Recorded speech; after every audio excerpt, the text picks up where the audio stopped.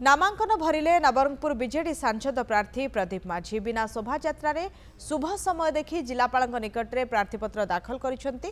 चलित निर्वाचन में बीजेडी सांसद भाव विजयी होगा सह नवरंगपुर जिलार 4 बीजेडी विधायक प्रार्थी विजयी हेबे बोली सांसद प्रार्थी प्रदीप माझी कहते। नवरंगपुर संसदीय क्षेत्र में दीर्घ वर्ष धरी कार्य करिथिबा प्रदीप बड़ व्यवधान में विजयी होगाकू आशा रखिछंती।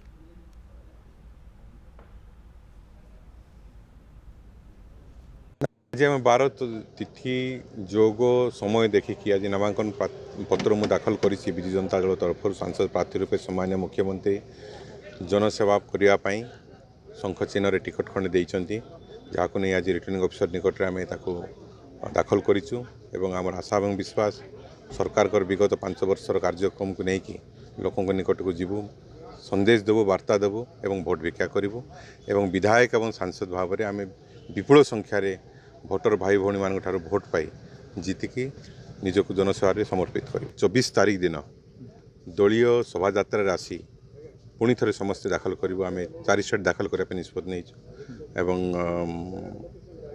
आम शोभा कर्मी नेता शुभेच्छु सहयोगी समस्ते सामिल।